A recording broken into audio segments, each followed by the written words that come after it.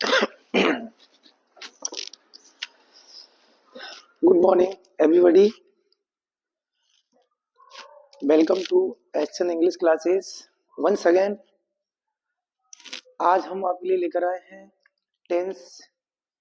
और देखिए, हमने एक टेंस सिंपल प्रेजेंट पढ़ लिया है। आज हम दूसरा टेंस पढ़ेंगे, present continuous tense. Present continuous tense. तो आज हम प्रेजेंट कंटिन्यूअस टेंस के बारे में पढ़ेंगे। देखिए, प्रेजेंट कंटिन्यूअस टेंस, इसका मतलब होता है वर्तमान काल में लगातार जारी रहने वाला टेंस। इस टेंस में ऐसे कार्यों का वर्णन किया जाता है जो वर्तमान काल में चल रहे हैं, जो वर्तमान काल में जारी हैं। ऐसे टेंसों को, ऐसे वाक्यों को इस प्रेजेंट कंटिन्यूअस टेंस के अंदर ट्रांसलेशन किया जाता है। तो देखिए, जैसे कि वह पढ़ रहा है, हवा चल रही है, बारिश हो रही है। तो जो कार्य वर्तमान में हो रहे हैं उनको प्रेजेंट कंटिन्यूअस टेंस में बनाया जाता है। तो इस टेंस की जो पहचान है वो है रहा है, रही है, रहे हैं, रहा है, रही है, रहे हैं और रहा हूं। ये इसकी पहचान है। जैसे कि वह क्रिकेट देख रहा है, वह क्रिकेट का मैच देख रहा है, क्रिकेट देख रहा है, क्रिकेट खेल रहा है, जा रहा है, पक्षी उड़ रहे हैं। तो इस तरह प्रेजेंट कंटिन्यूअस टेंस होता है। इस टेंस में हमारे जो इंग्लिश के एडवर्ब्स होते हैं, ये होते हैं हमारे नाउ, स्टिल। नाउ में सब, स्टिल माने अभी भी, eight this time, at this moment,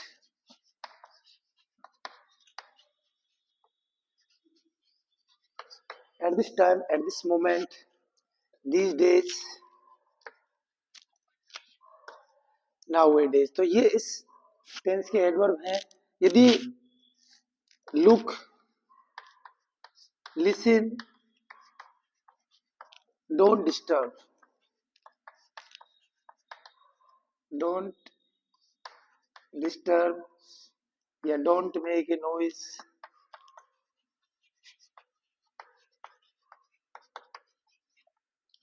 ये दोनों जो वाक्य हैं, इनके बाद जो दूसरा वाक्य आता है don't disturb, don't make A noise, तो उनके इनके बाद जो सेंटेंस आता है वो प्रेजेंट कंटिन्यूअस टेंस का ही होता है। मोस्टली, अधिकांश, मतलब ज्यादातर इसी टेंस का सेंटेंस इनके बाद आता है। ये इस टेंस के एडवर्ब्स हैं now, still, at this time, at this moment, these days. जब ये किसी सेंटेंस में आते हैं तो हम प्रेजेंट कंटिन्यूअस टेंस की पहचान करते हैं। तो आइए, इसकी हेल्पिंग वर्ब कौन सी होती हैं। तो देखिए, इज, एम और आर, इसको हम एक वचन कर्ता ये संज्ञाओं के साथ लगाते हैं। तो एक वचन कर्ता हमारे ही, सी, इट, दिस, दैट, या कोई एक व्यक्ति, एक जानवर, एक पक्षी, एक वस्तु एक वचन होते हैं। जो एक होता है एक वचन, उसके साथ इज लगेगा। एम, एम का प्रयोग हम आई के साथ करते हैं। आई के साथ एम का प्रयोग करते हैं। एम का अर्थ हूं होता है, इसका अर्थ है होता है, और आर का अर्थ है होता है, बिंदी वाला है। इसका मतलब बिना बिंदी वाला है। तो आर, इसका प्रयोग हम बहुवचन कर्ताओं के साथ करते हैं।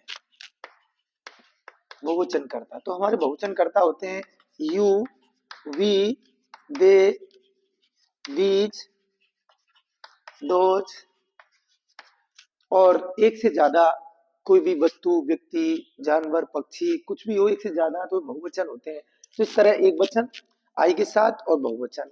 और फिर जो हमारी एमबी होती है, एमबी में वर्ब की यानी कि फर्स्ट फॉर्म लगाते हैं, यही लिख देते हैं, एमबी की फर्स्ट फॉर्म लगाते हैं। एमबी की फर्स्ट फॉर्म का प्रयोग प्लस उसमें आईएनजी लगा देते हैं। जो फर्स्ट फॉर्म होती है वर्ब की, उसमें आईएनजी लगा देते हैं। तो ये हमारा टेंस, यानी एमबी की फर्स्ट फॉर्म लगा करके उसमें हम आईएनजी जोड़कर इस टेंस में यूज करते हैं। देखिए, ये इस टेंस का एक तरह से फार्मूला हो गया, इसके रूल्स हो गए। पहचान रहा है, रही है, रहा हूं, रहे हैं, एडवर्ब्स है now, still, at this time, at this moment, these days, nowadays, look, listen, don't disturb, don't make a noise, इनके बाद प्रेजेंट कंटिन्यूअस टेंस का यूज होता है। इसकी हेल्पिंग वर्ब है is, am are, is singular, am I के साथ, are plural है बहुवचन के साथ। अब की फर्स्ट फॉर्म प्लस आईएनजी का यूज करते हैं। अब देखिए इसमें कुछ रूल्स हैं, उनको देखते हैं कि जब फर्स्ट फॉर्म में आईएनजी लगाते हैं तो किस तरह लगाते हैं, क्या कोई परिवर्तन करते हैं, तो देखिए देखते हैं। देखिए जब हमारी कोई वर्ब होती है और उस वर्ब का अंतिम अक्षर कोई स्वर है, अंतिम अक्षर अगर कोई स्वर है, जैसे कि अंतिम अक्षर कोई स्वर है उसके बाद तो कोई नहीं, अगर उस स्वर में, ये तो हमारा अलग बात है, लेकिन जैसे कि हमारा आ गया WRIT, राइट, तो अंतिम अक्षर कोई स्वर, स्वर का मतलब उन स्वर में केवल ई की बात करेंगे हम। अगर किसी वर्ब के अंत में ई है, किसी वर्ब के अंत में ई है, सिंगल ई, तो इस सिंगल ई, ये जो स्वर है इसको हटा देते हैं, यानी डिलीट कर देते हैं। ई को हटा करके फिर आईएनजी लगाते हैं, जैसे राइटिंग, WRIT है जी, ई हटा करके कम, कमिंग, कम में से ई हट जाएगा तो कमिंग। इसके बाद देखते हैं जैसे कि किसी वर्ब के अंत में कोई व्यंजन है, जैसे कि पुट, अंत में एक व्यंजन होना चाहिए और उस व्यंजन से पहले एक स्वर होना चाहिए, यानी कि अंतिम अक्षर व्यंजन उससे पहले एक स्वर। तो जब आईएनजी लगाते हैं तो इस व्यंजन को डबल कर देते हैं और फिर आईएनजी लगाते हैं, ऐसे ध्यान रखना है। जैसे पुट है तो पुट में अंतिम अक्षर व्यंजन है, एक ही है, फिर एक स्वर है उससे पहले, तो इस व्यंजन को डबल कर देंगे, जैसे PUT फिर आईएनजी लगाएंगे, CUT फिर टी कर दो, आईएनजी लगाएंगे, कटिंग। इस तरह हमको ध्यान में रखना है कि वर्ब का अंतिम अक्षर एक व्यंजन है, उससे पहले एक स्वर है, तो डबल कर देते हैं उस अंतिम व्यंजन को। नेक्स्ट देखते हैं ई होता है तो इसको हटा कर आईएनजी लगाते हैं। अगर डबल ई है तो ना उसको हटाते ना कोई डबल अक्षर करते, सीधा सीधा आईएनजी लगाते हैं। जैसे सी, तो सी में हम देखेंगे SEEING, सी। इस तरह ध्यान रखना है। आगे देखते हैं यदि हमारा अंतिम अक्षर आई और उससे पहले आई और उसके बाद में ई हो, यदि अंतिम अक्षर आई ई है तो हम आई ई को हटा करके बाई लगाते हैं, फिर आई जी लगाते हैं। जैसे L, आई ई हट जाएगा, YING, लाइन। ऐसे DIE, आई ई हट जाएगा, डी, आई के स्थान पर YING, डाई।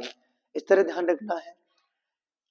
इसके बाद देखते हैं यदि मान के चलिए थ्रीट, हमारा अंतिम अक्षर व्यंजन है, उससे पहले एक से अधिक स्वर हैं, तो डबल नहीं करते अंतिम अक्षर को, सीधा सीधा आईएनजी लगाते हैं, जैसे सीधा सीधा लगा देंगे थ्रीटिंग, क्योंकि यहाँ दो स्वर हैं। यदि अंत में कोई दो स्वर हो तो भी हम डबल नहीं करते, सीधा सीधा आईएनजी लगा देते हैं। तो इस तरह से ये हमारे आईएनजी लगाने के नियम है। अब हम सेंटेंस किस तरह से बनाते हैं देखते हैं, आइए। तो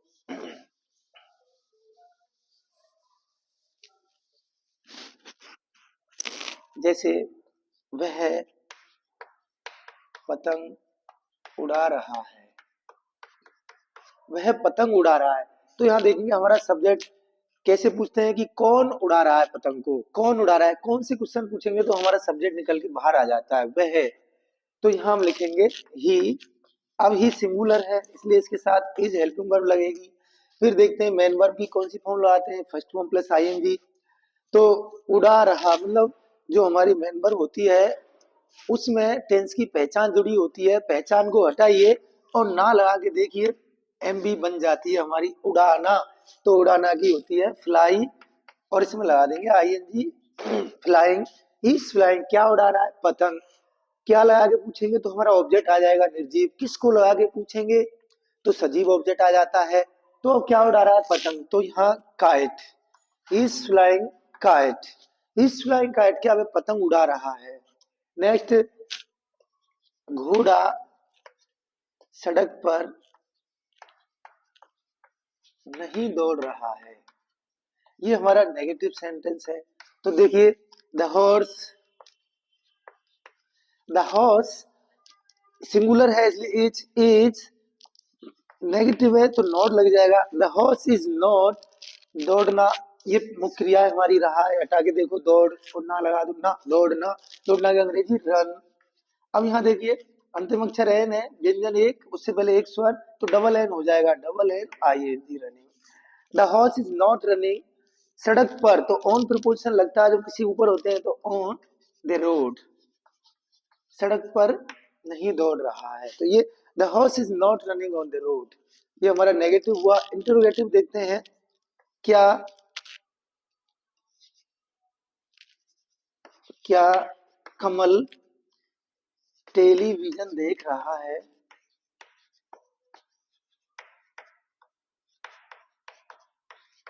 तो जब हमारे हेल्पिंग वर्ब से बात शुरू होते हैं, तो उनकी जो हिंदी होती है वो क्या से निकलती है। तो कहने का मतलब है ये क्या वाला है, तो हेल्पिंग वर्ब से शुरू होगा। तो ऐसे वाक्य जो हिंदी में क्या से शुरू होते हैं, हिंदी में क्या से शुरू होते हैं, उनको हम हेल्पिंग वर्ब से बनाते हैं जब अंग्रेजी बनाते हैं। तो ये ध्यान रखिए, किस टेंस का वाक्य है उसी टेंस की हेल्पिंग वर्ब लगा देते हैं सबसे पहले, फिर सब्जेक्ट लगा देते हैं, फिर मेन वर्ब लगा देते हैं, उसके बाद ऑब्जेक्ट लगा देते हैं, फिर ईटीसी। तो देखिए, क्या वह टेलीविजन देख रहा है, इसी टेंस का वाक्य है। क्या बाहर आ गया तो हेल्पिंग वर्ब लगाएंगे। कमल एक वचन है इसलिए is helping verb, is Kamal, is Kamal. और देखने की, देख रहा है, ये वर्ब है हमारी, तो देखना, तो टेलीविजन के लिए वॉच लगाते हैं, वॉच। देखिए, दो व्यंजन है इसलिए डबल नहीं होगा, तो इज कमल वॉच, इसमें लगा दो I N G, is Kamal watching television, television, और question mark, is Kamal watching television, क्या कमल टेलीविजन देख रहा है। अब देखते हैं जो डब्ल्यूएच वर्ड से शुरू होते हैं उनको कैसे बनाते हैं। तो देखिए, उनमें और हेल्पिंग वर्ड से शुरू होने वाले वाक्यों में ज्यादा डिफरेंस नहीं है, केवल हेल्पिंग वर्ड से शुरू तो वो ऐसा वाक्य भी होगा जो डब्ल्यूएच वर्ड से शुरू होगा, लेकिन उस हेल्पिंग वर्ड से पहले डब्ल्यूएच वर्ड लगा देंगे। जैसे वह वहां क्या कर रहा है, वह वहां क्या कर रहा है, तो यहाँ देखेंगे क्या बीच में आया है, तो जब बीच में क्या आता है तो वॉट लगाते हैं, वॉट, वॉट से शुरू करते हैं। क्यों आता, तो वाई से शुरू करते हैं, तो वॉट, वह एक वचन है इसलिए is helping verb, what is, वह की अंग्रेजी लगाइए ही, करने की फॉर्म होती है डू, उसमें लगा दीजिए आई एन जी, तो व्हाट इज ही डूइंग, और वहां की अंग्रेजी देयर, वह वहां क्या कर रहा है, क्वेश्चन मार्क लगा दीजिए। और देखिए,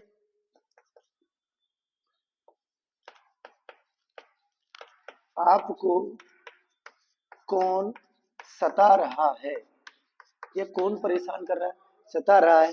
तो देखिए, यहाँ कौन आया है, कौन की अंग्रेजी हु, अब हु सता रहा है इसलिए एक वचन है, तो हु इज, सताने की होती है tease, T E A S E, E को हटा देंगे, टीजिंग, तो हु इज टीजिंग, आपको ऑब्जेक्ट है यू, तो हु इज टीजिंग यू, आपको कौन सता रहा है।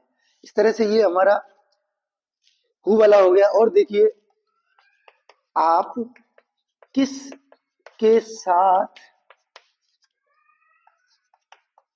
बाजार जा रही हो, आप किसके साथ बाजार जा रही हो। तो जब इसको बनाएंगे तो देखिए, किसके साथ की अंग्रेजी लिखते हैं विद हुम, विद, और हुम माने किसके, तो विद हुम, चाहे तो हम विद को पीछे सेंटेंस में लगा सकते थे, तो विद हुम आप, तो बहुवचन इसलिए are, with whom are, subject है आप, यू, तो विद हुम आर यू, जाने की गो, आईएनजी गोइंग टू मार्केट, तो जब कहीं जाते हैं तो मार्केट, कहीं जाते हैं और स्थान का नाम दिया हो तो टू का यूज करते हैं, किसी के पास जाए, कहीं जाए तो टू प्रीपोजिशन लगाते हैं। तो with whom are you going to market, आप बाजार किसके साथ जा रही हो, तुम किसका गृह कार्य कर रहे हो?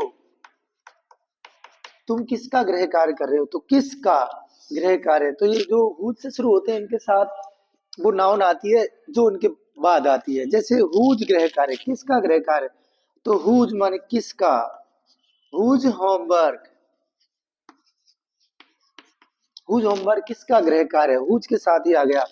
फिर तुम तो आर हेल्पिंग वर्ब आएगी, फिर you, whose homework are you, और करने की डू, और आएंगी doing, whose homework are you doing. तो इस तरह से हम प्रेजेंट कंटिन्यूअस टेंस के सेंटेंस बनाते हैं इंग्लिश में। अब हम देखते हैं कि करेक्ट फॉर्म में जो सेंटेंस आते हैं इंग्लिश वाले उनको कैसे करते हैं। तो देखिए उनको हल कैसे किया जाता है उनके बारे में जानकारी करते हैं। देखिए जैसे सी खाली जगह,